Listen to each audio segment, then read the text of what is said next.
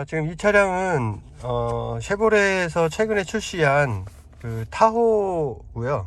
타호 하이 컨트리 모델입니다. 그러니까 타호는 이제 풀 사이즈 SUV거든요. 그러니까 뭐 국내에서 이제 요즘에 대형 SUV들이 인기를 많이 끌고 있는데, 쉐보레에서 판매되고 있는 대형 SUV는 이제 트래버스가 있는데, 이 타호는 트래버스보다도 훨씬 더 큽니다. 그러니까 풀 사이즈 SUV고요. 사실 뭐 미국 시장에서는 풀사이즈 SUV가 인기가 많지만 국내에서는 사실 차체가 너무 크다 보니까 큰 시장을 형성하고 있진 않아요. 그리고 이제 뭐 가장 대표적으로 국내에서 풀사이즈 SUV로 판매되고 있는 차를 꼽으라면은 캐딜락 에스컬레이드를 꼽을 수 있는데, 이 쉐보레 타호하고 같이 캐딜락도 같은 이제 GM 그룹 산하에 있는 브랜드고요. 이 타호는 캐딜락 에스컬레이드랑 플랫폼을 공유하는 차량입니다. 일단 이 스티어링 왼쪽에 보면은 버튼들이 굉장히 많아요. 버튼들이 굉장히 많고, 센터 패시아 쪽은 오히려 이제 심플하게 되어 있고요.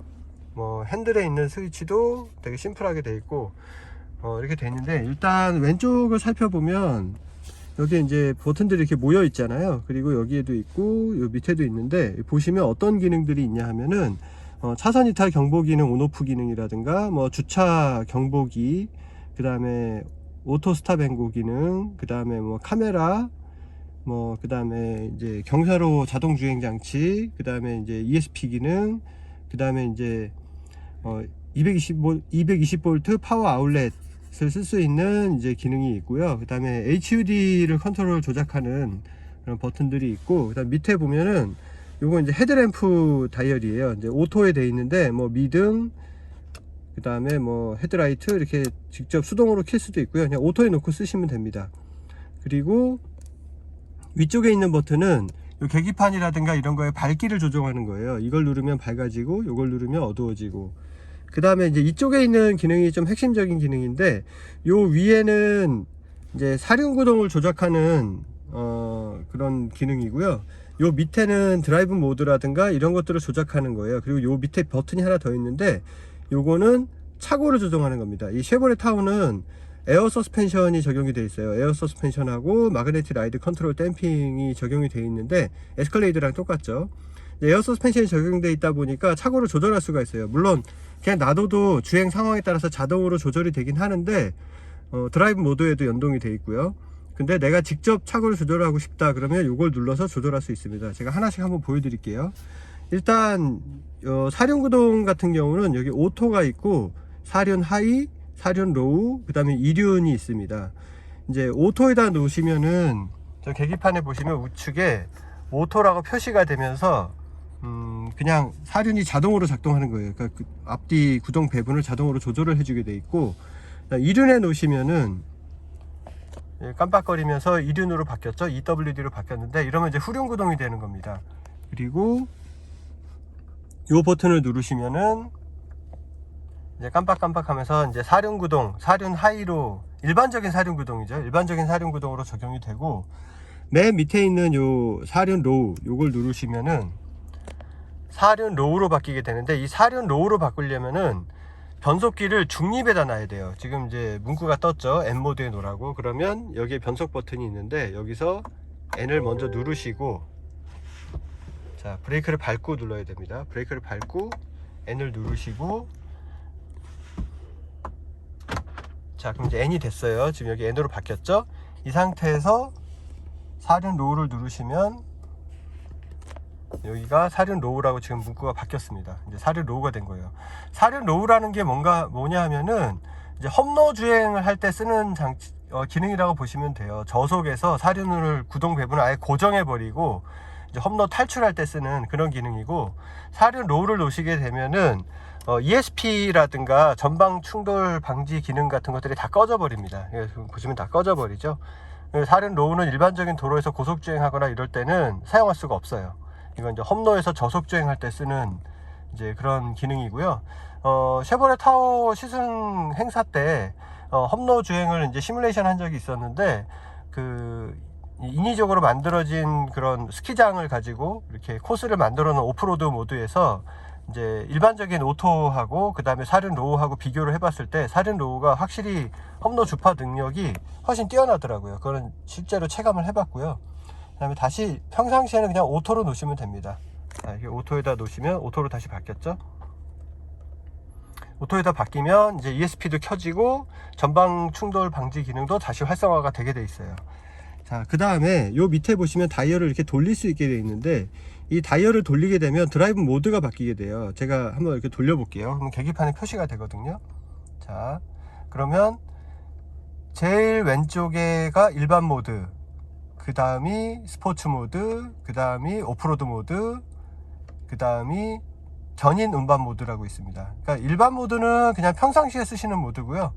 스포츠 모드는 조금 더 다이나믹한 주행을 하기 위해서 사용하는 모드고, 그 다음에 오프로드 모드는 이제 험로 주행을 할 때 좀 더 험로에 적합하게 작동하는 모드고, 그 다음에 견인 운반 모드는 이제 트레일러를 끌거나 이럴 때 쓰는 모드예요. 각 모드에 가장 적합하게 악셀 조작감이라든가 엔진의 출력, 변속 패턴, 그 다음에 차고, 댐핑 컨트롤 이런 것들이 다 최적화가 됩니다. 그리고 ESP도 거기에 맞게 최적화가 되고요. 자, 그 다음에 다시 이거를 일반 모드로 바꾸고요. 그 다음 맨 밑에 보시면 여기 버튼이 또 하나 있어요. 아까 제가 설명드렸죠. 차고를 조정하는 버튼이라고. 이걸 누르시면 자, 이렇게 차고가 조정되는 화면이 나오죠. 여기서 다이얼을 돌리시면 이런 식으로 차고를 조정할 수 있습니다. 이제 요거는 보통 승하차 시에 제일 낮게 설정하는 거고, 실제 주행할 때는 이 모드를 유지할 수가 없어요. 지금 낮아지고 있거든요. 자, 이렇게 해서 낮아지고 있고, 그 다음에 또 표준 지상고, 이거는 평상시 주행할 때 쓰는 거고요. 그 다음에 높은 지상고, 이거는 이제 차고를 좀 더 올려서 약간 험로 주행하기에 적합하게 이렇게 되는 거고, 그 다음에 최대 지상고인데, 최대 지상고는 일반적인 주행에서는 작동이 안 되고요. 사륜 로우 상태에서만 작동이 됩니다. 그러니까 아주 진짜 험한 바위를 넘거나 이럴 때 쓰는 모드죠. 차고가 엄청 올라가게 되겠죠. 그러니까 아무래도 너무 차고가 높기 때문에 일반적인 고속주행에서는 좀 차가 불안정해질 수가 있기 때문에 일반 모드에서는 작동이 안 돼요. 그러니까 사륜 로우에서만 사용하도록 이렇게 돼 있고요. 자, 그럼 차고는 다시 표준으로 바꾸고, 그 다음에 이제 요 버튼이 있는데, 요거는 간단합니다. 그냥 차량 주변을 살펴보는 카메라 기능이에요. 이걸 누르면 이렇게 메인 화면에 이렇게 디스플레이에 이렇게 카메라를 표시를 해주고요. 여기 위에서 내려다본 화면도 볼 수 있고, 이런 식으로 누르시면 앞뒤, 그 다음에 확대해서 위아래를 볼 수가 있고요. 그 다음에 이걸 누르시면 바퀴 주변, 앞바퀴, 그 다음에 이렇게 뒷바퀴 쪽 이렇게 볼 수가 있어요. 그러니까 여기 이제 좀 길이 안 좋은 데 갈 때 바퀴가 빠지지 않나 살펴보고 싶을 때 그럴 때 쓰시면 되고요. 그냥 이렇게 내가 주차하기 위해서 후진을 한다던가 이렇게 할 때도 이 화면이 나옵니다. 근데 주행하면서 보고 싶을 때는 아까 이 카메라 버튼을 누르시면 돼요. 그 다음에 디스플레이를 볼 건데, 이게 지금 풀 디지털 클러스터가 적용이 되어 있는데, 이 그래픽을 좀 취향에 맞게 바꿀 수가 있습니다. 여기 메뉴에서 눌러서 디스플레이 레이아웃으로 간 다음에 클래식, 고급, 디지털, 모던 4가지가 있는데, 자, 이제 클래식 같은 경우는 일반적인 서클형 RPM 타코메터하고 속도계가 이렇게 나오게 돼 있고요. 그 다음에 고급으로 가게 되면 조금 더 트렌디한 디자인으로 바뀝니다. 약간 이렇게 꺾여 있죠. 이렇게 트렌디한 디자인으로 바뀌게 되고, 이렇게 큰 차이는 없습니다. 그 다음에 디지털로 가게 되면은 굉장히 심플해집니다. 계기판이 아날로그를 보여주던 그런 그래픽이 없어지고 다 이렇게 수치상으로 디지털로 표시하게 돼 있어요. 그러니까 되게 심플해지고요. 그 다음에 모던으로 가면 그냥 좀 허전해요. 아무것도 없습니다. 그냥 허전하게 돼 있습니다.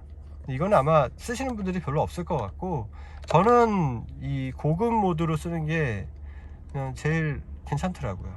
그리고 이 상태에서 좌측 정보창, 우측 정보창을 선택하신 다음에 여기서 내가 표시하고 싶은 정보를 이렇게 바꿀 수가 있어요.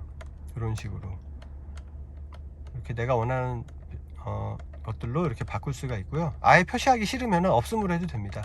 저 같은 경우는 이제 시간하고 외기온도로 해놨고, 그 다음에 다시 우측 정보창으로 가게 되면 우측 정보창도 이런 식으로 표시하고 싶은 정보를 바꿀 수가 있습니다. 네, 이렇게 해놨고요.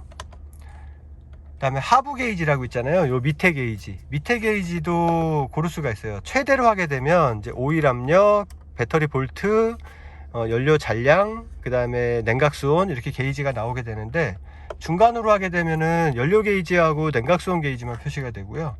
최소로 하게 되면 연료 게이지만 나옵니다. 이렇게 해서 표시하면 되고요. 취향대로 하시면 되겠죠.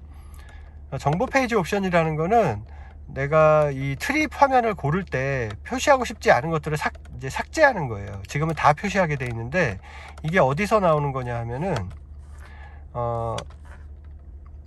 여기서 화면을 고르시게 되면 요게 이제 트립 정보창이거든요. 일로 가서 다이얼을 이렇게 하나씩 내리면 보시면 아까 제가 체크해 놓은 것들이 순서대로 다 나오게 돼 있어요. 그러니까 보지 않는 정보 같은 경우는 삭제를 해 놓으면은 이 내렸을 때 메뉴가 적으니까 좀 더 심플하게 고를 수가 있겠죠. 빨리빨리. 지금 너무 많잖아요. 네, 이런 식으로. 그 다음에 속도 경고는 뭐 말 그대로 그냥 내가 설정해 놓은 속도가 되면은 경고를, 알람을 알려주는 거예요. 그리고 헤드업 디스플레이는 이제 앞에 헤드업 디스플레이가 있는데, 저 헤드업 디스플레이에 이제 회전을 조정할 수가 있습니다. 그러니까 돌아가는 표시되는 이 기울기를 조정할 수가 있는 거고요. 나머지는 그냥 기본적으로 돼 있는 거고 굳이 사용할 일은 없을 거고요. 자, 그 다음에 이제 저 스티어링 휠에 보시면 좀 다른 차들하고 다른 특이한 점이 있어요. 이거는 이제 이 쉐보레 타호를 처음 타시는 분들은 꼭 알아두셔야 하는 건데, 보통은 여기에 있는 게 라이트를 조정하는 거죠. 깜빡이라든가 뭐 이런 것들을 조정하는, 이렇게 하면 깜빡이, 좌측 깜빡이, 밀면은 우측 깜빡이, 이런 식이잖아요. 얘도 똑같습니다.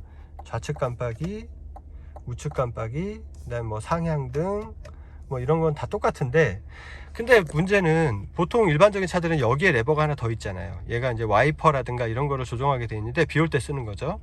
근데 없어요. 없고 얘는 이쪽에 다 기능이 다 포함되어 있습니다. 와이퍼는 요걸 돌려서 이렇게 움직이게 돼 있어요. 지금 움직이죠? 요걸 돌려서 움직이게 돼 있고, 그 다음에 리어 와이퍼도 있거든요. 이 차는 리어 와이퍼는 요 다음 거 요거를 이렇게 움직이시면 뒤에가 움직이게 돼 있고요.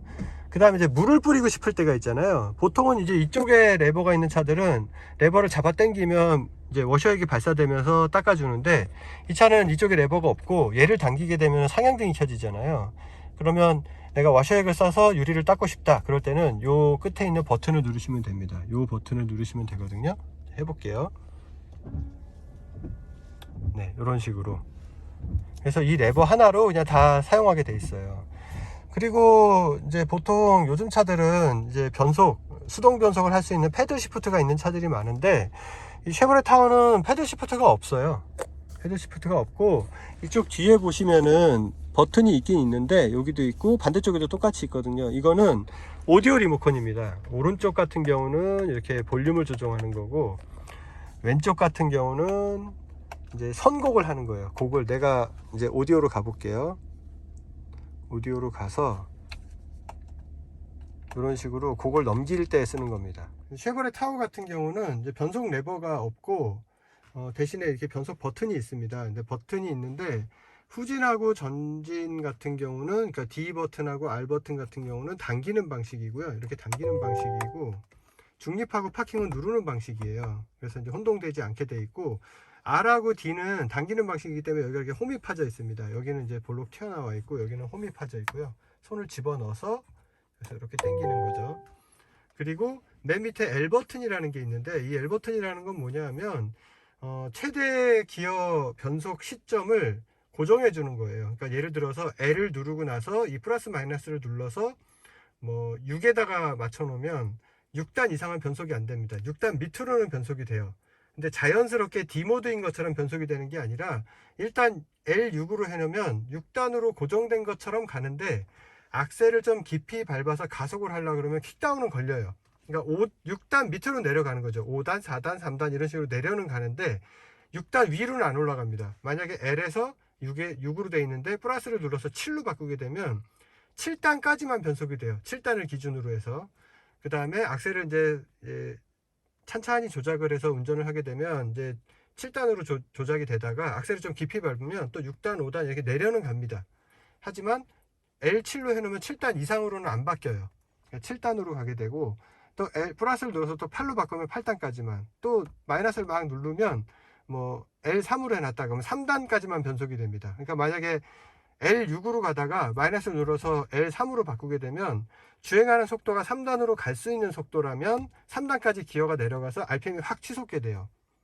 그러니까 이거를 잘 이용하면 약간 수동 변속기 비슷하게 쓸 수는 있어요. 완전히 수동 변속 기능처럼 쓸 수는 없지만 좀 비슷하게는 쓸 수가 있어요. 그리고 그렇지만 주행하면서 L 눌러놓고 핸들 잡은 상태에서 여기 막 플러스 마이너스 눌러가면서 조작하는 게 쉽지가 않잖아요. 그러니까 그냥 뭐 꼭 필요한, 그러니까 뭐 예를 들어서 오프로드 같은 데서 상위단으로 바뀌어서 RPM이 떨어뜨리고 싶지 않을 때, 등판력이라든가 견인력을 유지하면서 주행하고 싶을 때만 사용하시고요. 실제 온로드에서 고속주행하거나 이럴 때 수동 변속 기능의 대체 기능으로 사용하기에는 상당히 불편하다, 그렇게 생각하시면 됩니다. 그러니까 뭐 패드 시프트 같은 거 달아줬으면 참 좋은데 패드 시프트가 없어요. 그게 좀 아쉽고, 이 전자식 변속 레버가 이제 처음 사용하시는 분들이 많이 실수하시는 게, 주행을 하다가 이렇게 정차를 한 다음에 뒤에 놓은 상태에서 그냥 내리는 경우가 많거든요. 그래서 안전 기능이 다 적용이 되어 있습니다. 만약에 뒤에다 놓고, 제가 지금 브레이크 페달을 밟고 있거든요. 서 있으니까 브레이크 페달을 밟고 있겠죠. 이 상태에서 그냥 브레이크 페달을 놓으면 차가 앞으로 가겠죠. 그렇죠? 근데 브레이크 페달을 밟고 있는 상태에서 문을 열 수가 있잖아요. 내리려고 실수로 파킹에 안 놓고 그냥 문을 여는 거죠. 자, 문을 열었어요. 자, 그러면 그대로 뒤에 있잖아요. 이때 브레이크 페달을 놓으면 차가 앞으로 갈 수가 있겠죠. 근데 안전 기능이 적용이 돼 있어서 제가 브레이크 페달을 발을 떼어 볼게요. 띄는 순간 바로 파킹으로 바뀝니다. 문이 열려 있는 상태에서 D레인지에 놓여져 있고 브레이크 페달에서 발을 놓으면 자동으로 P로 들어가는 거예요. 그리고 경고 문구도 나옵니다. 제가 다시 한번 해볼게요. 자, 뒤에다 놓고, 자, 문을 열게요. 문을 열었어요. 그래도 그대로 뒤에 있죠. 이 상태에서 브레이크 페달을 놓으면 자동으로 파킹으로 바뀌고, 계기판에는 하차 시에 항상 P모드로 변속하세요 라고 경고 문구가 같이 뜹니다. 이렇게 되어 있습니다. 그래서 실수로 뒤에 놓은 상태에서 내리려고 문을 열더라도, 그리고 브레이크 페달을 놓더라도 차가 앞으로 가는 게 아니라 자동으로 파킹으로 들어가게 돼 있으니까 안심하셔도 됩니다.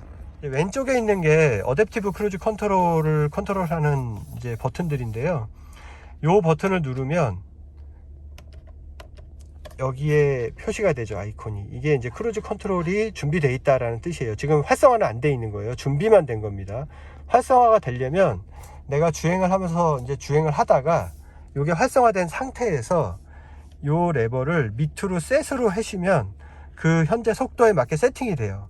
세팅이 된 이후에 속도를 올리거나 내리는 조정은 이 레버를 위로 올렸다 내렸다 하면은 속도가 변하게 되어 있습니다. 길게 하고 있으면 속도가 단위가 높게 바뀌고요.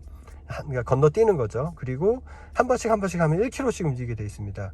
그러니까 크루즈 컨트롤로 속도를 조정할 때 이걸로 사용하면 되는 거고요. 그 다음 일시적으로 해제하고 싶을 때는 브레이크 페달을 한번 살짝 밟거나 아니면 이 버튼을 누르시면 일시 정지가 돼요. 그러니까 그냥 수동 운전 모드가 되는 거죠. 그리고 어댑티브 크루즈 컨트롤은 전방에 가는 차량하고의 거리를 조절해서 스스로 가감속을 해주잖아요. 그 거리를 조절하는 게 이 버튼입니다. 이 버튼을 누르시면 차간 거리를 이렇게 3단계로 조정할 수 있어요. 제일 멀리, 중간, 제일 가깝게.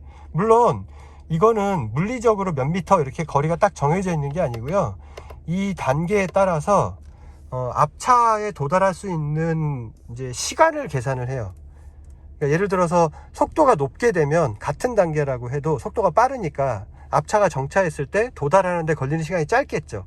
그럴 때는 이 거리 단계를 똑같이 설정을 하더라도 실제 물리적인 거리는 더 점점 멀어지게 되고요. 멀게 이제 제어를 하는 거죠. 속도가 낮을 때는 앞차가 정차를 했을 때 앞차까지 도달하는데 걸리는 시간이 오래 걸리잖아요. 상대적으로. 그러니까 속도가 느릴수록 같은 단계의 거리 조절을 설정을 해놔도 실제 차간 거리는 더 가까워지게 돼 있어요. 네, 그렇게 사용이 되는 거고요.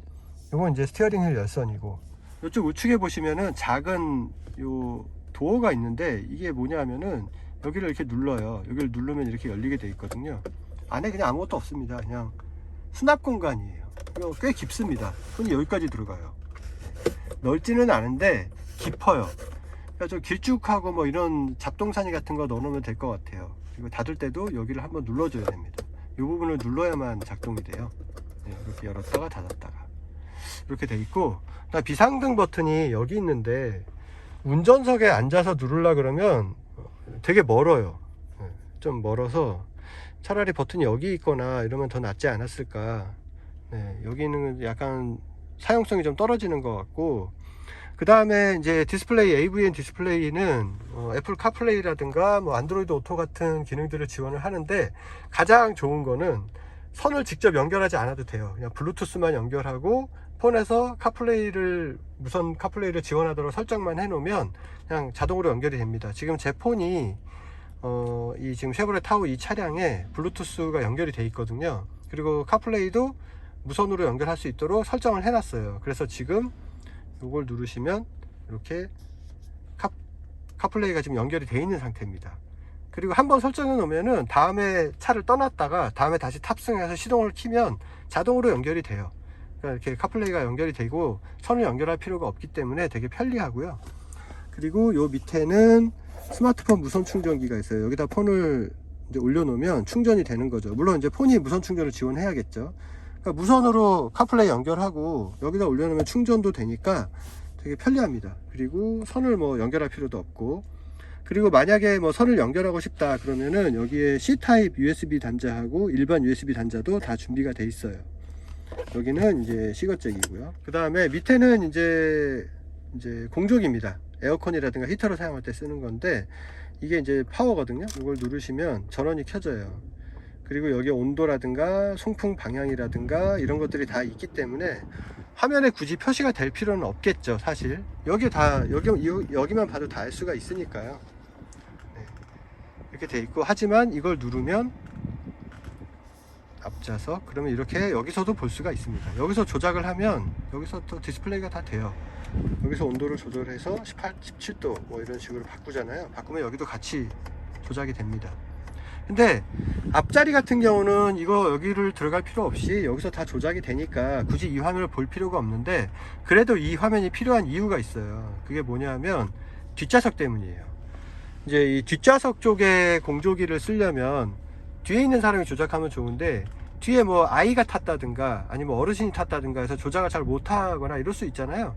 그럴 때 앞에 탄 사람이, 운전자가 직접 뒷좌석 공조기를 조정해 줄 수가 있어요. 뒷좌석을 누르고 지금 꺼져 있잖아요. 자, 켜주시면 뒷좌석 공조 화면이 나옵니다. 여기서 이제 뭐 바람의 송풍 방향 이런 것들도 이렇게 바꿔줄 수가 있고요. 그 다음에 온도도 조절할 수가 있고, 그 다음에 바람의 세기도 이런 식으로 조정할 수가 있어요. 그러면 뒷좌석에서 바람이 나오겠죠. 뒷좌석 같은 경우는 송풍이 이제 밑에도 있지만 천정에도 있거든요. 그래서 이제 이렇게 사용할 수가 있고, 이 싱크 버튼을 누르시면 온도 조절이 앞좌석하고 같이 움직이게 되어 있습니다. 앞좌석 거를 돌리면 뒷좌석 것도 같이 움직여요. 근데 싱크를 끄면 앞좌석하고 뒷좌석이 독립적으로 작동을 하고요. 앞좌석 같은 경우도 운전석과 동승석의 온도를 따로따로 조정할 수가 있기 때문에 이쪽을 조작하게 되면 운전석을 안 움직이잖아요. 그래서 이러면은 운전석, 동승석, 뒷좌석이 모두 다 독립적으로 이제 온도 조절이 되는 거죠. 자, 이걸 끄고 이제 뒷좌석도 끌게요. 뒷좌석도 별도로 꺼야 됩니다. 독립적으로 제어가 되도록 돼 있어요. 자, 그 다음에 요 밑에 보시면 버튼들이 또 쭉 있잖아요. 여기 보시면 요거는 이제 열선이고요. 열선, 운전석, 동승석. 그 다음에 켜고, 그 다음에 요거는 통풍 시트예요. 통풍 시트. 이거는 동승석 거. 그 다음에 요거를 누르시면 아까 이 화면으로 돌아옵니다. 아까 전에 제가 여기 옵션에서 요걸 눌렀잖아요. 근데 이거를 여기를 일일이 갈 필요 없이, 만약에 바로 뒷자리에 이제 공조장치 컨트롤 화면을 보고 싶다 그러면 여기 눌러서 이렇게 막 번거롭게 갈 필요 없이 그냥 이 버튼 한 번만 누르시면 돼요. 그럼 바로 이렇게 갑니다. 켜서 사용하시면 되죠. 그 다음에 이 보시면 이 차가 워낙 크다 보니까 여기가 이제 팔걸인데 센터 암레스트라 그러죠. 센터 암레스트고 이 안쪽에 콘솔이 있는데 이게 굉장히 큽니다. 굉장히 커서 여기는 이제 앞좌석용 컵홀더고 여기는 뒷좌석용 컵홀더인데 이게 엄청 커요. 그래서 운전자가 팔을 이렇게 걸고 있어도 동승자도 여기에 팔을 같이 걸 수 있어요. 동시에 걸어도 팔이 서로 닿지가 않습니다. 굉장히 넓어요. 그리고 위쪽을 보시면 여기에 이제 또 컨트롤 패널이 있는데, 이거는 뭐 아시다시피 실내등이고요. 그 다음에 요 두 개의 버튼이 있는데, 요 두 개의 버튼은 3열 시트를 폴딩하고 다시 세우는 그런 전동 기능이 있는데, 그거를 운전석에서 직접 조정하고 싶을 때 쓰는 거예요. 그러니까 3열 시트를 접었다 폈다 할 때 3열 쪽으로 갈 필요 없이 그냥 운전석에서도 이 버튼을 이용해서 작동시킬 수가 있습니다. 제가 한번 3열 시트를 운전석에서 직접 조절을 해 볼게요. 근데 이제 여기서 주의하실 점은, 운전하는 도중, 그러니까 주행하는 도중에는 이게 작동이 안 됩니다. 그러니까 만약에 예를 들어서 내가 고속도로를 주행하고 있거나 도심을 주행하고 있거나 이럴 때는 이걸 눌러도 작동이 안 돼요.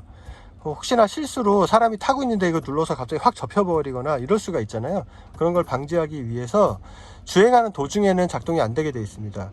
그 원리는 간단해요. 이제 기어 레버의 위치가 뒤에 있거나 이러면은 작동이 안 돼요. 제가 뒤에다 놓고 눌러 볼게요. 작동이 안 됩니다.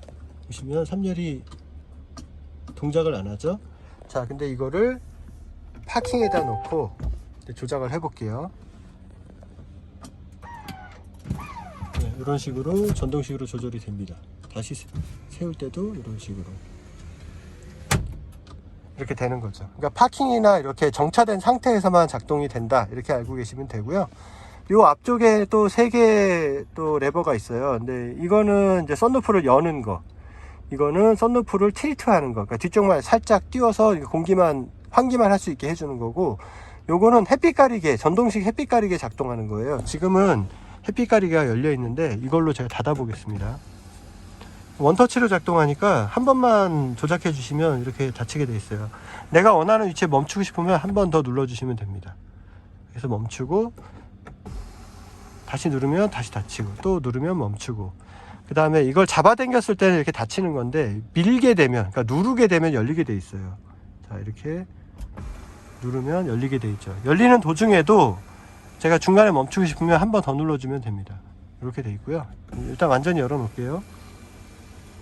그 다음에 이제 틸트 기능은 이런 식으로 살짝 환기만 하게 해주는 거죠. 그리고 다시 닫고 싶으면 레버를 잡아 당기면 되고요. 요거는 이제 아까 설명드린 대로 썬루프를 열 때 쓰는 거예요. 이거는 자, 이렇게 위로 누르게 되면 썬루프가 이렇게 열리게 되죠. 이것도 중간에 멈추고 싶으면 한 번 더 눌러주시면 멈추게 되어 있습니다. 완전히 열리면 원터치로 눌러놓고 다 열릴 때까지 기다리시면 돼요. 네, 이게 다 열린 거고요. 그 다음에 다시 닫을 때도 잡아당기시면 돼요. 이것도 중간에 한 번 더 잡아당기면 멈추게 되어 있고요. 완전히 닫히려면은 그냥 기다리고 계시면 돼요. 원터치니까. 네. 자, 이제 콘솔이 워낙 크다 보니까, 이 센터 암레스트가 워낙 크다 보니까 콘솔 안에 적재 공간도 엄청 커요. 이게 수납 공간인데, 여기 보시면 이렇게 2단 수납장으로 되어 있는데, 여기에 이제 자질구레한 짐도 이제 담아 놓을 수 있고, 이거 이렇게 분리가 되거든요. 이 안에 공간이 굉장히 깊습니다. 제 손이 이렇게 쑥 들어가죠. 굉장히 깊어요. 여기 진짜 엄청 큽니다. 웬만한 건 다 들어갈 것 같아요. 지금 보시면 여기 콜라 캔이 있는데, 이걸 제가 여기다 넣어 볼게요. 이 정도밖에 안 돼요. 여기 뭐 웬만한 거는 여기 다 들어갈 것 같습니다. 그리고 요 안에도 뭐 SD 메모리 카드, 그 다음에 C타입 USB 단자, 그 다음에 일반 USB 단자가 다 이렇게 적용이 되어 있고요. 다시 이렇게 껴놓으면 되고, 도어 같은 경우도 수납 공간이 되게 잘 되어 있어요. 여기 보시면 맨 밑에 수납 공간이 있고, 중간에도 수납 공간이 있고, 요 위에 이제 손잡이 부분에도 이제 수납 공간 겸할 수 있는 또 이렇게 공간이 만들어져 있어서 3단으로 되어 있기 때문에 뭐 수납 공간은 굉장히 뭐 넉넉한 것 같습니다. 이쪽에 보시면 요 안에도 작은 수납 공간이 있어요. 여긴 뭐가 들어갈지 모르겠어요. 뭐 작은 책자 같은 거 넣을 수 있겠네요. 뭐 어쨌든 없는 것보단 낫겠죠. 그리고 그 리어뷰 미러가 카메라 미러가 적용이 되어 있어요. 그래서 이게 지금 뒤쪽에 있는 카메라 렌즈를 통해서 디지털로 이렇게 표시를 해주는 거고요. 여기 버튼을 누르시면 이제 뭐 밝기 조정, 그 다음에 이제 그 확대, 이런 것들을 조정할 수가 있어요. 그 다음에 각도도 조정할 수 있고요. 자, 밝기 같은 경우에 여기서 요 밑에 버튼이 2개가 있거든요. 이쪽을 눌러주시면 점점 어두워지고, 이렇게 누르시면 점점 밝아지고, 그 다음에 한 번 더 누르면 여기 표시가 플러스 마이너스로 바뀌거든요. 마이너스로 하고 플러스로 하면 점점점 확대가 되죠. 마이너스로 하면 점점 멀어지고, 그 다음에 한 번 더 누르시면 여기가 이제 화살표 위아래가 되는데, 이렇게 하면 보여주는 각도가 위아래로 바뀝니다. 이것도 이제 적당하게 자기가 보고 싶은 정도로 맞춰주시면 돼요. 그리고 이렇게 카메라로 보는 게 싫다, 아니면은 뒤쪽에 뭐 난반사가 심해가지고 카메라가 오히려 더 신성이 떨어진다, 그럴 수가 있잖아요. 그럴 때는 이 레버를 밀어주시면 일반 거울로도 쓸 수 있습니다. 일반 거울식 룸밀러로도 쓸 수가 있어요. 자, 이번에는 2열에 한번 타볼 건데요. 2열 같은 경우는 이제 중간에가 이제 이렇게 통로처럼 뚫려 있고, 2열에 시트 두 개가 독립적으로 되어 있는 캡틴 시트가 적용이 되어 있고요. 그 다음에 이렇게 뒤에는 3열이 있습니다. 3열도 꽤 넉넉한 편이에요. 꽤 넓어요. 2열 같은 경우는 3열을 타기 위해서 일로 올라타서 이렇게 가면 불편하잖아요. 그래서 이제 폴딩이 돼야 되는데, 폴딩하는 방법은 간단합니다. 여기 이제 레버가 두 개가 있는데, 이 레버는 2열 시트 앞뒤 조정하는 거고요. 요 레버가 이제 폴딩을 하는 레버인데, 여기 곱하기 2라고 돼 있잖아요. 이게 뭐냐면 두 번에 걸쳐서 작동한다는 뜻이에요. 한 번 당기시면 이렇게 폴딩이 됩니다. 원터치로 그냥 되고요. 그 다음에 여기서 이렇게 해도 타기 불편하죠. 이렇게 하면 어떻게 타요? 그쵸? 그러니까 이거는 폴딩해서 여기를 플랫하게 쓰고 싶을 때 하는 방식이고, 여기서 한 번 더 당기시면 이렇게 돼요. 앞에 시트하고 붙어버리죠, 쓰면서. 그러면 이쪽으로 해서 3열로 탈 수가 있습니다. 자, 일단 제가 3열에 먼저 타볼게요. 자, 3열에 탔어요. 그러니까 내릴 수 있는 공간도 충분하죠. 그리고 2열 쪽 무릎 공간도 되게 넉넉한 편이에요. 그리고 2열 쪽에 보시면은 이렇게 뭐 컵홀더도 있고, 여기 USB 단자도 있고요. 그리고 요 천정 쪽에 이렇게 에어 벤틸레이션도 적용이 되어 있어서 이렇게 에어컨이라든가 히터를 사용할 수가 있습니다. 물론 2열 승객을 위한 에어 벤틸레이션도 여기 있고, 이건 3열 승객을 위한 거죠. 그리고 3열 승객을 위한 이 실내등도 적용이 되어 있고, 잘 되어 있습니다. 여기 이제 암레스트 역할을 하는 건데, 여기 보시면은 여기 지금 플라스틱 재질로 되어 있는데, 여기 암레스트, 그러니까 이게 팔을 걸 거 아니에요. 이렇게 팔을 걸었을 때 이렇게 팔꿈치가 닿는 부분은 연질의 재질로 되어 있어요. 소프트한 재질로 되어 있어서 좀 이렇게 불편하지 않게, 여기가 딱딱하면 아무래도 불편할 거 아니에요. 소프트하게 되어 있고, 그 다음에 여기에 이제 별도의 윈도우가 있어서 3열에 탄 사람도 답답함을 느끼지 않도록 좀 시원하게 개방감을 주고 있습니다. 3열에 사람이 타게 되면 이 시트를 다시 내릴 거 아니에요. 이렇게 내려서 이렇게 세우겠죠. 이렇게 타고 가다가 다시 얘를 폴딩 해야 될 거 아니에요. 내릴 때는, 그쵸? 폴딩을 해야 될 때 이거를 손을 내밀어서 저쪽 아까 그 레버를 당기기에는 불편하잖아요. 그래서 두 가지 기능이 있어요. 하나는 여기에 있는 끈을 잡아 당겨도 되고요, 아니면 이 버튼을 눌러도 됩니다. 자, 이 버튼을 누르면 네, 이런 식으로 내려가게 돼 있고, 여기서 한 번 더 누르면 이렇게 돼 있어요. 이 버튼을 이용해서 시트를, 2열 시트를 폴딩을 할 수가 있고요. 다시 세워서 이번엔 끈으로 해볼게요. 이 끈으로 잡아 당겨서 이렇게 해도 되고요. 여기서 또 끈을 한 번 더 잡아 당기면 네, 이렇게 세울 수가 있습니다. 간단하죠? 그럼 여기로 이렇게 내리면 되잖아요. 아주 쉬워요. 내리기가 되게 편합니다. 3열 시트가 다 세워져 있는 상태인데, 트렁크 공간은 꽤 넓은 편이에요. 네, 여기 웬만한 짐들은 다 실을 수 있을 것 같아요. 뭐 한 준중형급 세단 차 정도의 트렁크 공간하고 거의 맞먹는 정도의 공간은 나옵니다. 그리고 여기에 보시면은 버튼들이 여러 개가 있는데, 이거는 2열 시트 폴딩, 아까 제가 2열 시트 폴딩하고 세우는 거 설명해 드렸잖아요. 이제 전동식은 아니고 버튼을 이용해서 반자동식으로 작동하는 건데, 그거를 이 버튼을 이용해서 할 수가 있어요.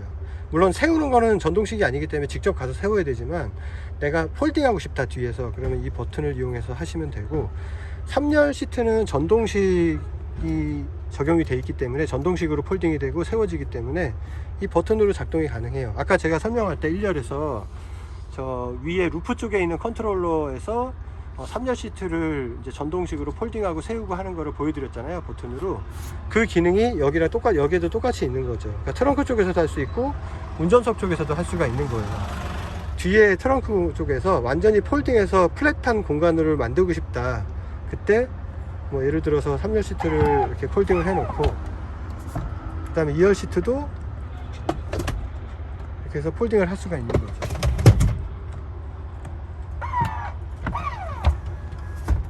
제가 아까 앞에 2열 시트를 너무 앞으로 밀어놨더니 앞에 시트에 걸렸는데,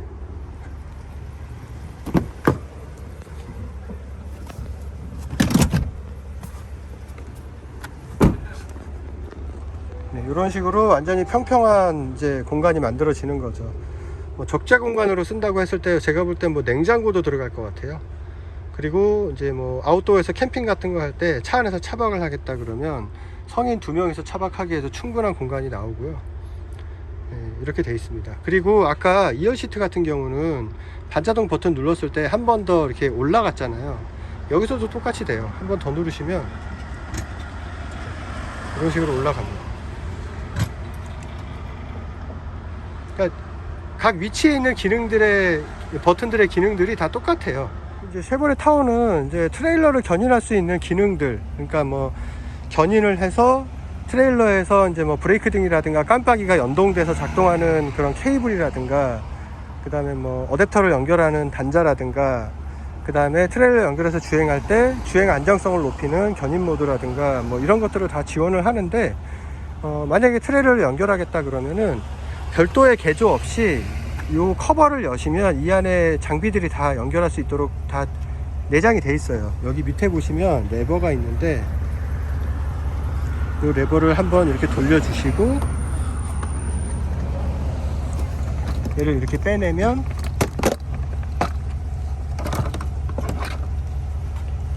여기 보시면 안에 이렇게 트레일러를 연결할 수 있는 단자도 내장이 돼 있고, 여기에 이렇게 케이블을 연결할 수 있는 장치들도 다 내장이 돼 있습니다.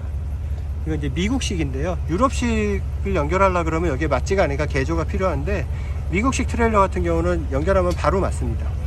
그리고 여기에 이제 어댑터를 연결해서 연결된 어댑터에다가 이제 트레일러를 이렇게 꽂아가지고 연결을 하는 거죠. 그리고 밑에 보시면 트렁크 바닥 쪽에 스페어 타이어가 적용이 되어 있습니다. 만약에 타이어가 펑크나서 스페어 타이어가 필요하다 그러면 여기서 빼서 쓰시면 돼요. 차가 높다 보니까 차를 띄우지 않고도 그냥 바로 뺄 수 있을 것 같아요. 그렇죠? 그리고 요 트렁크에 있는 이 뒷유리만 따로 열 수가 있어요. 여기 보시면 요쪽 그러니까 이 알파벳 E자의 요쪽에 오시면 요 밑에 버튼이 있어요. 이 버튼이 있거든요. 이 버튼을 한번 이렇게 눌러주시면 이렇게 열 수가 있습니다.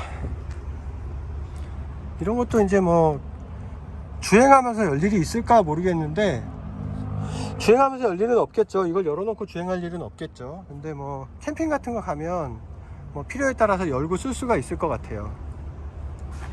다시 닫을 때는 그냥 이렇게 눌러서 닫으시면 되고, 이 쉐보레 타호를 타실 때 주행을 하다 보면 한 가지 주의하셔야 할 것이, 보통 우리나라 차들이나 뭐 이런 거랑 비교했을 때 다른 점이 하나 있는데, 그게 뭐냐 하면 이 운전석 쪽 아웃사이드 미러하고 동승석 쪽 아웃사이드 미러인데, 이게 뭐가 다른 거냐면, 우리나라 차 같은 경우는, 국산차 같은 경우는 운전석 쪽이나 동승석 쪽 그 아웃사이드 미러가 다 광각 미러가 적용이 돼 있어요.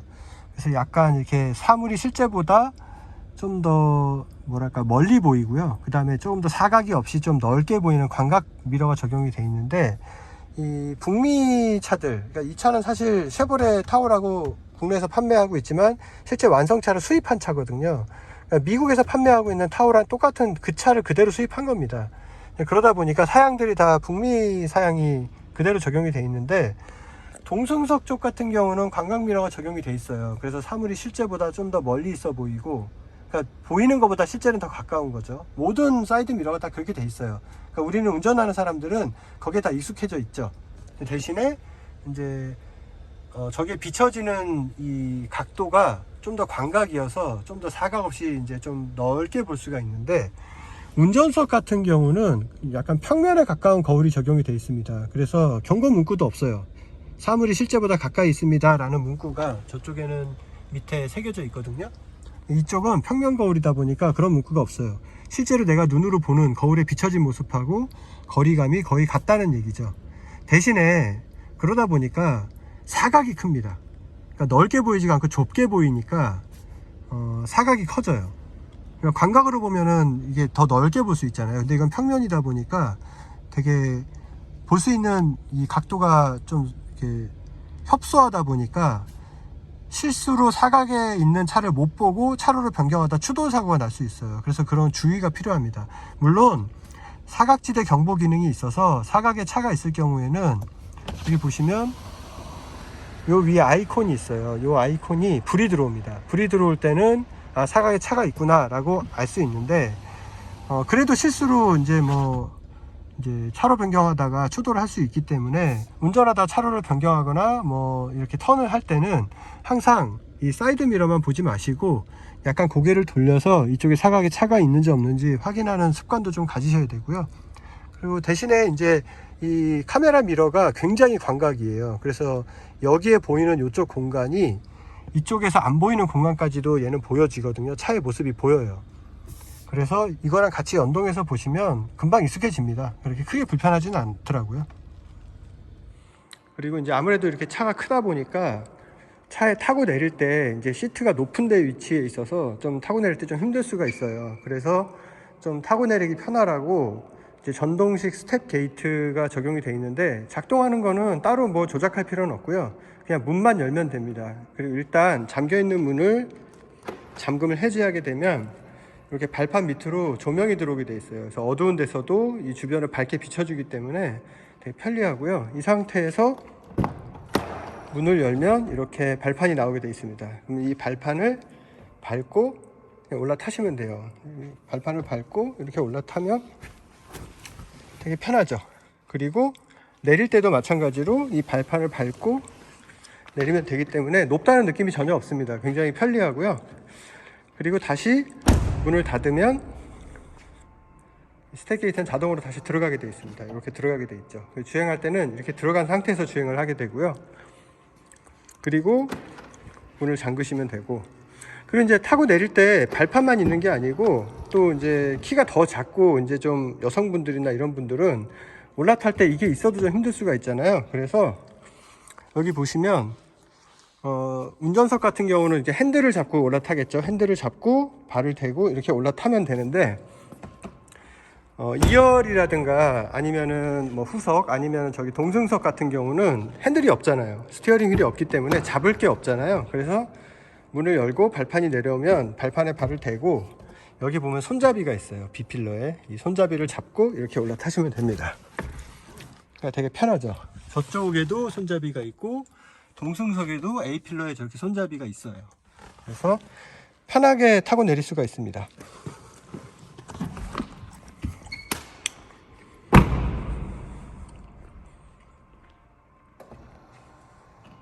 그리고 이제 트렁크를 열 때 트렁크가 전동식이기 때문에 여기 보시면 버튼이 있어요. 이 버튼을 눌러서 이렇게 전동식으로 열 수가 있습니다. 근데 이제 어디 쇼핑 같은 거 갔다가 이제 양손에 짐을 잔뜩 들고 있을 때 그럴 때는 이걸 누를 수가 없잖아요. 양손으로 다 짐을 들고 있으니까.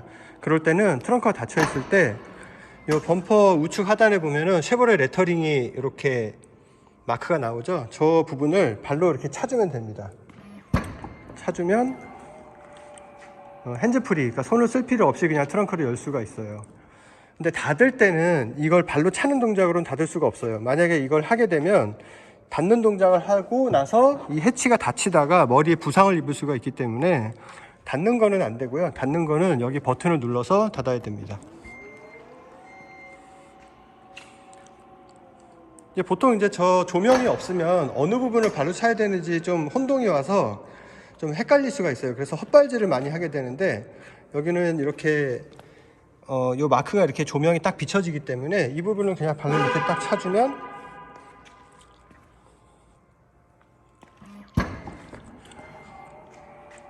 오작동할 이유 없이 그냥 바로 직관적으로 작동을 시킬 수가 있죠. 위치가 바로 인식이 되기 때문에 되게 편리한 것 같아요. 후석에는 이 후석 승객을 위한 인포테인먼트 이제 모니터가 이렇게 좌측하고 우측에 독립적으로 설치가 되어 있는데요. 이거는 영상도 각각 따로따로 재생이 가능하고요. 사운드는 차에 있는 스피커로도 들을 수 있지만 만약에 각각 다른 영상을 본다, 이제 좌측과 우측의 승객이 각각 독립적으로 영상을 보겠다, 그러면 차 스피커에서 소리가 나오면 섞여 버리잖아요. 그래서 그럴 때는 블루투스 헤드셋을 각각 연결해서 쓸 수가 있습니다. 왼쪽에 블루투스 헤드셋, 오른쪽에 블루투스 헤드셋 해서 따로 독립적으로 연결이 가능해요. 여기 이제 화면에 보시면 지금 HDMI 1번, HDMI 2번 이렇게 선택하라고 나와 있는데, 여기에 이제 밑에 보시면 HDMI 1번하고 2번하고 두 개의 단자가 있고, 각각 어디에다 연결을 하든 간에 각각의 모니터에서 재생하고 싶은 쪽 영상물이 연결된 HDMI 단자를 선택하시면 됩니다.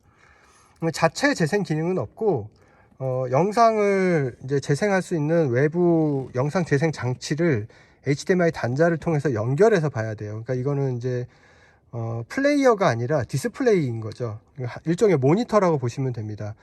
보통 이제 모니터는 자체적으로 영상을 재생하는 기능은 없잖아요. 컴퓨터에서 재생하는 영상을 모니터를 통해서 보는 거죠. 그런 거라고 생각하시면 돼요. 이제 오디오 기능도 있기 때문에 이제 HDMI를 통해서 들어오는 사운드를 블루투스 헤드셋이라든가 차량의 스피커를 통해서 들을 수가 있어요. 근데 각각의 영상을 HDMI 1번하고 2번의 영상 장치를 따로따로 연결한 다음에 서로 다른 영상을 재생해서 본다, 그러면 블루투스 헤드셋도 왼쪽 모니터하고 오른쪽 모니터를 따로따로 독립적으로 연결을 해야겠죠. 그래서 각각 연결이 가능하고요. 모니터를 연결하려면 이 화면을 터치한 다음에 여기에 있는 헤드셋 모양을 클릭을 하시고, 여기서 헤드셋 연결을 누른 다음에 헤드셋 추가 누르시고, 그 다음에 블루투스를 지원하는 헤드셋을 전원을 킨 다음에 연결을 해주시면 돼요. 그러니까 차에다가 스마트폰 블루투스를 연결하잖아요. 그거랑 똑같은 방식이라고 생각하시면 됩니다. 가운데 모니터에 보시면 요 맨 밑에 버튼을 누르면 이렇게 메뉴가 나오는데, 여기서 설정으로 들어가서 차량으로 가시면 여러 가지 차량에 대한 설정을 할 수가 있습니다. 이게 하나하나 보시면은 다 그냥 이렇게 문구만 읽어 보셔도 어떤 기능인지 다 아실 거예요. 금방 들어가서 다 확인이 되거든요. 뭐 사이드 스텝 같은 거 누르면 오토 사이드 스텝을 쓸 거냐 안 쓸 거냐 뭐 이런 것들인데, 이건 뭐 딱 보면 누구나 다 알 수 있잖아요. 근데 여기서 중요한 게 뭐냐 하면은, 일단 여기 서스펜션이라는 게 있어요. 이 쉐보레 타운은 에어 서스펜션이 적용이 되어 있는데, 휠 얼라이먼트를 본다든가 이럴 때 그냥 보시면 안 되고, 이 서스펜션 항목에 들어가셔서 여기 얼라이먼트 모드를 선택을 하셔야 됩니다.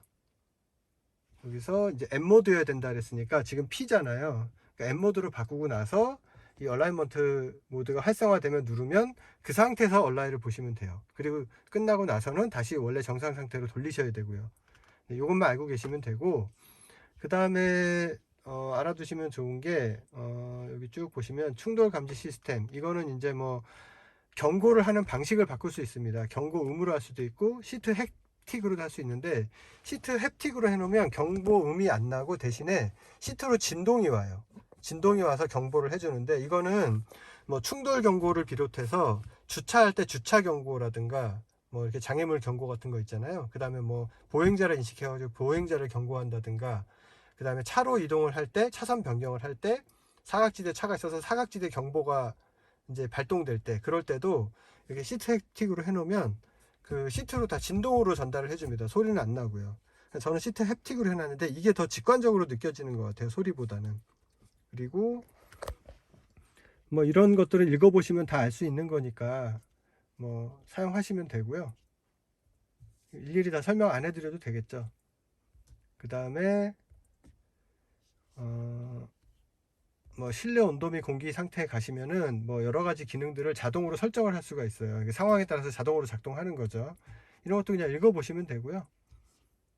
뭐 특별히 뭐 어려운 건 없습니다. 승차 높이 조절 같은 경우는 이 차가 이제 에어 서스펜션 때문에 차고가 주행 상태라든가 드라이브 모드에 따라서 차고가 몇 단계로 이렇게 올라갔다 내려갔다 하는데 자동이거든요. 물론 수동으로도 작동시킬 수 있어요. 버튼을 이용해서 수동으로 작동시킬 수 있지만 완전히 자유롭게 작동시킬 수는 없고요. 주행 상황에 따라서 어느 정도 범위 내에서는 조정이 가능합니다. 하지만 그 조건을 벗어나면 또 스스로 다시 적정 차고로 얘가 바꿔버려요. 그러니까 이제 수동으로 바꾸는 거는 어떤 부득이한 경우에만 이렇게 한두 단계 정도 조정할 수 있는 거고, 실제로 자유롭게 바꿀 수는 없습니다. 근데 이 차가 높으니까 타고 내릴 때 자동 사이드 스텝이 있어 가지고 거기를 발판을 이용해서 계단처럼 이렇게 편하게 오르락내리락 할 수 있도록 해주잖아요. 그게 그것만 가지고 이렇게 해주는 게 아니라, 이렇게 차가 정차를 하게 되면 사람이 좀 더 타고 내리기 편하도록 지상고를 최대한으로 낮출 수 있습니다. 주차 상태라든가 이렇게 정차를 했을 때 지상고를 최대한 낮춰주는 걸 자동으로 해주게 돼요. 주행을 하면 다시 올라가고요. 그거를 이걸 설정을 해 놓으면 자동으로 됩니다. 다만 정차해서 사람이 내리려고 하면, 뭐 예를 들어서 누구를 태웠는데 내리려고 차를 세웠어요. 그러면 그 사람은 차를 세웠으니까 바로 내리려고 할 거 아니에요. 근데 자동으로 승하차하기 좋은 최저 기준점으로 차고를 내려주긴 하는데 시간이 좀 걸려요. 그러니까 이거 기다리면서 다 내려갈 때까지 기다렸다가 내리느니 그냥 내리는 게 낫죠. 네, 이거는 그럴 때보다는 제가 이제 목적지에 다 와서 주차를 해놨어요. 주차를 하게 되면 이거를 설정해 놓은 상태에서는 가장 낮은 지상고로 내려가서 대기를 합니다. 그러면 다음에 내가 와서 차에 탈 때 다 내려간 상태니까 탈 때 조금 더 편하겠죠. 약간 더 낮으니까. 그리고 차를 타서 시동을 걸면 다시 정상 차고로 주행할 수 있는 차고로 올라가게 돼요. 그러니까 그런 의미에서 자동 지상고 조절 기능이 있다라고 보시면 되고, 이거는 뭐 굳이 꺼놓을 필요가 없겠죠. 그냥 항상 켜놓으시면 되고요. 여기 보시면 스마트 도어 자동 잠금이라고 있는데, 이거를 설정을 해 놓으시면 내가 문을 닫고 잠그지 않고 그냥 키를 든 상태에서 멀리 가버리면, 어느 정도 키가 거리가 멀어지면 스스로 문을 다 자동으로 잠궈요. 잠그면서 경적 소리를 내서 신호를 보내주게 할 수도 있고, 아니면 기능은 작동하지만 잠길 때 그 경적 소리가 안 나게 할 수도 있습니다. 이 경적 소리가 생각보다 시끄러워서 소리가 나면 안 되는 경우도 있잖아요. 그럴 때는 이거를 선택해 놓으시면 잠기긴 하지만, 자동으로 잠기긴 하지만 경적 소리는 안 나요. 하지만 그래도 밖에서 보면 잠겼다는 거 알 수 있습니다. 멀리서 봐도 이 아웃사이드 미러가 도어가 잠기면은 폴딩이 되거든요. 그러니까 폴딩 안 해놓고 갔는데 내가 멀어지니까 폴딩이 자동으로 되더라. 그러면 문이 잠긴 거죠. 근데 자동으로 잠기는 게 싫다, 나는 내가 버튼을 눌러서 잠글 때만 잠겼으면 좋겠다, 그러실 때는 꺼놓으시면 돼요. 이번에는 쉐보레 타워의 원격 시동 기능을 한번 시연을 해 볼게요. 주차를 해 놓은 상태에서 이 리모컨 키에 원격 시동 버튼이 이 가운데 이 버튼이거든요. 이거를 연속으로 2번 누르면 시동이 걸립니다.